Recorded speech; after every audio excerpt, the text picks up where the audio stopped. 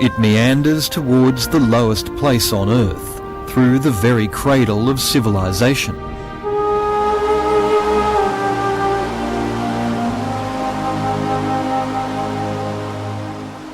More recently, the followers of three great faiths have come to believe these waters are holy and that miracles happen here.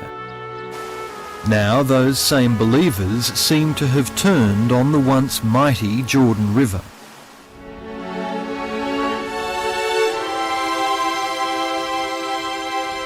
When we destroy this, we destroy really a part of ourselves, and that's unacceptable. It's not necessary.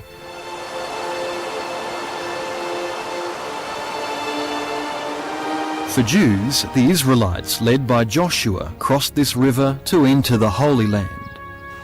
Muslims believe the companions of the Prophet Muhammad are buried here. And for Christians, it's where Jesus came to be cleansed in the river by John the Baptist.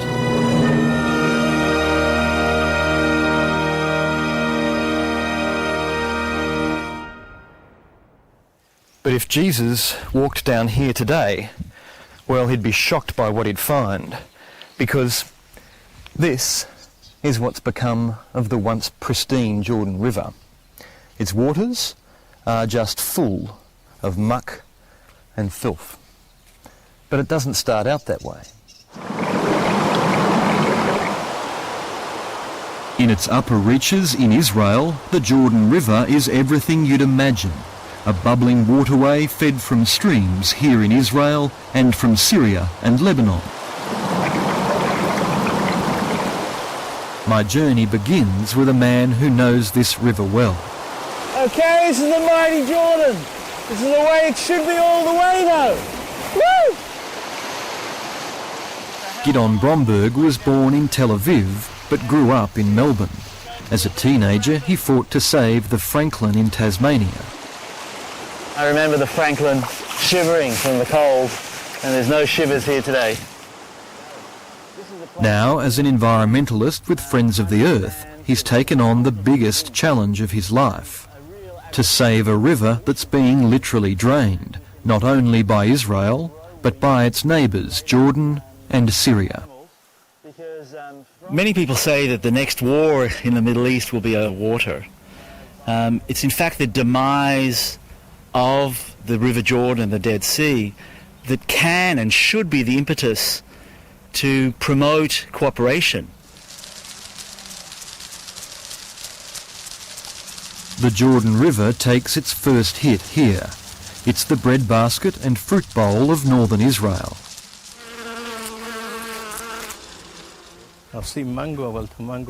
Israeli pioneers like Jid Shoshani turned this land from brown to green thanks to irrigation water from the Jordan. He'll tell you it's part of his national mission. We have to stay here. We cannot develop only Tel Aviv area and the 1, 2, 3 big towns in the middle of Israel. It's have to grow inside. It's have to cover the country. Jid Shoshani started growing vegetables for the local market more than 40 years ago. Now his sights are set on the export market and his favourite crop, mangoes. Well, it's madness. It's madness to be growing tropical fruits in the middle of the desert, be it mangoes, avocados, bananas. These are water guzzlers. The Middle East is a natural desert. We cannot be the breadbasket of other continents, of other societies. But Jid Shoshani says he can grow his mangoes using less water than they need in the tropics, and they're a good little earner. The mango is close to 5 times more than olives. Now, same quantity of water. Some of its waters lost to irrigation, a still healthy Jordan feeds the fabled Sea of Galilee.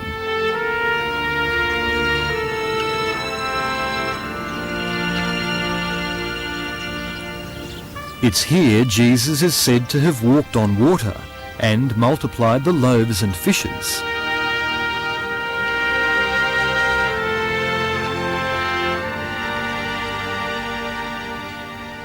On its eastern shores rise the Golan Heights, land conquered from Syria during the 1967 war. The Galilee is Israel's biggest single source of drinking water, a huge reservoir dammed up to quench the thirst of city and farm alike.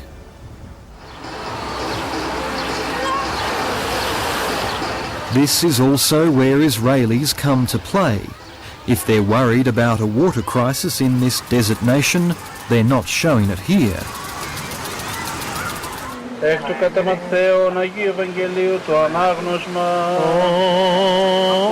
When the Jordan River emerges from the Galilee's southern shore, it's barely moving. But it still attracts those who hope to follow in the footsteps of Jesus. I want to do something he did. I want to do something he did and then imitate him, I don't know.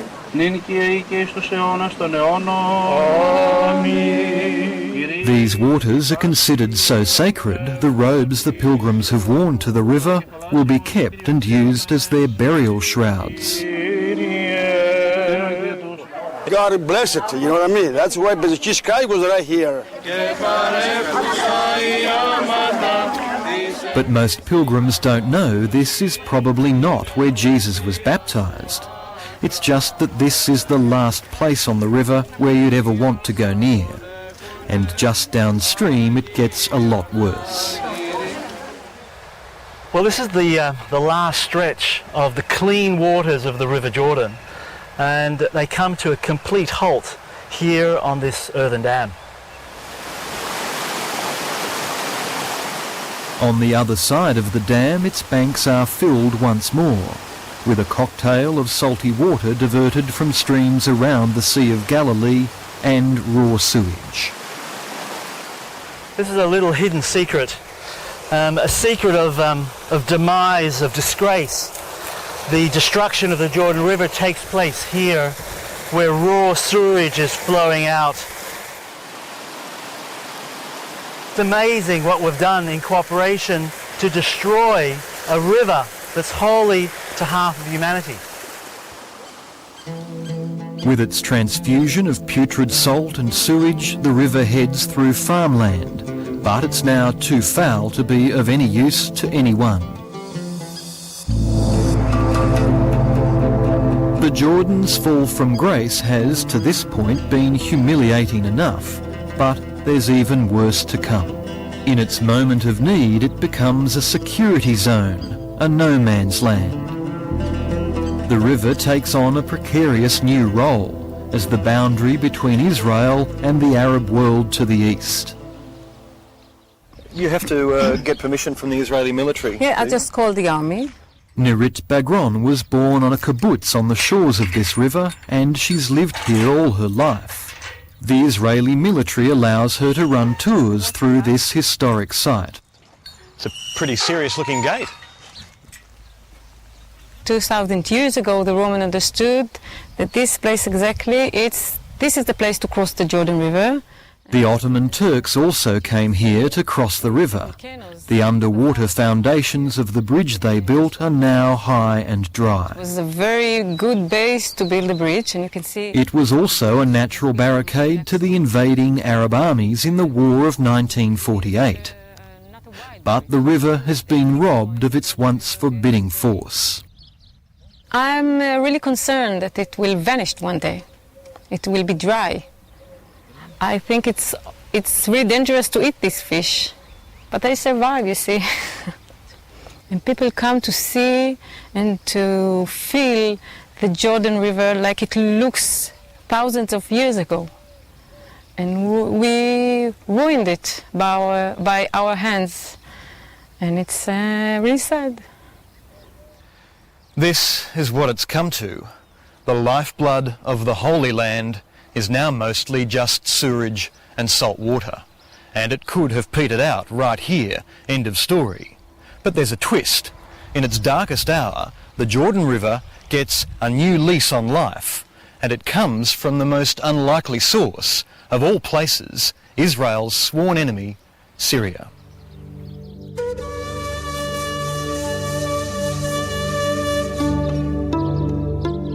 The much faster flowing Yarmouk River runs out of Syria and into Israel. It's a gift of geography. But there should be much more water to replenish the Jordan.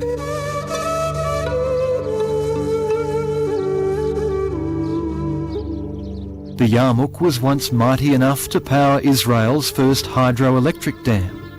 But these days, before it gets anywhere near Israel, much of its water is siphoned off upstream by Syria and Jordan.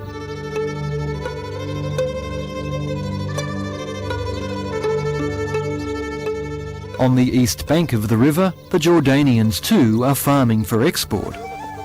These greenhouses grow exotic herbs and vegetables for tables in Europe. Although the Jordan is only 2 kilometres away, farmers couldn't use it even if there was enough water for irrigation. At the moment we can see that the higher salinity and other pollutants within that river would actually stop us from using it.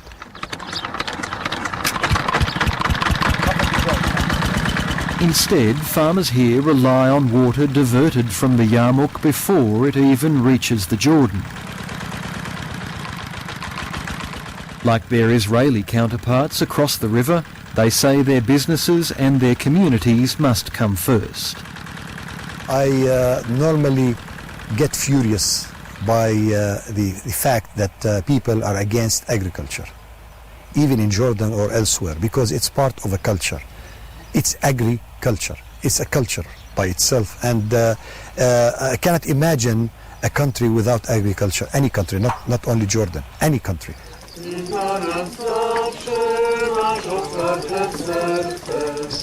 At the lower reaches of the Jordan, the river is in its death throes, and yet this is where it should be at its biblical best.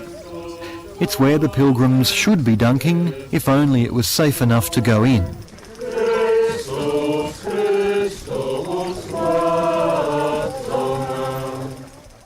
We are here 400 meters below sea level, but we consider it to be the closest to the heaven.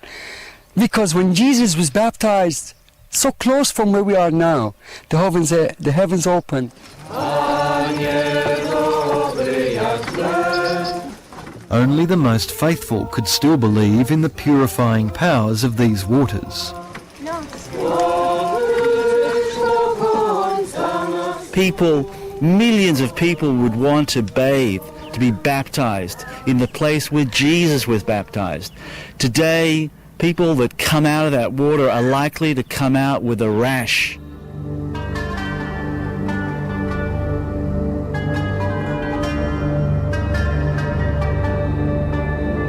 It's been a truly torturous journey, but the Jordan has one more twist.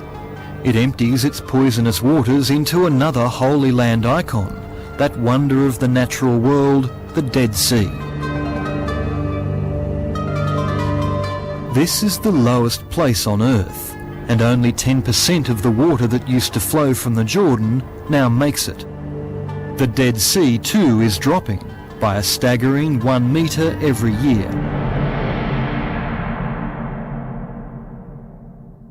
This particular sinkhole enlarged suddenly and swallowed me. And it was You fell in? Yes, I fell in. Geologist Eli Raz takes me to what was a tourist campsite near the water's edge. The lowering of the sea level has allowed fresh water to leach salt from the soil, opening up huge sinkholes. The camping ground has literally been swallowed by the earth. I feel very bad. I feel very bad. Sometimes I'm crying inside of me.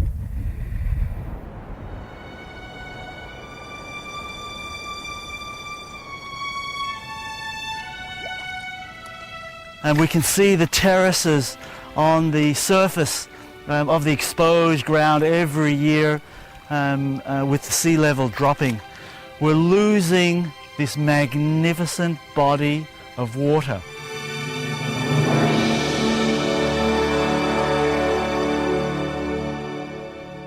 As we kill the river and as we kill the Dead Sea, it's our economies that will lose. and therefore it's the strong grounds, it's the mutual grounds to be working together, Palestinians, Jordanians, Israelis, Syrians, to save the river and to save the Dead Sea. The Great Jordan Valley has witnessed some of the most important moments in human history. By any measure, this is an inspiring place.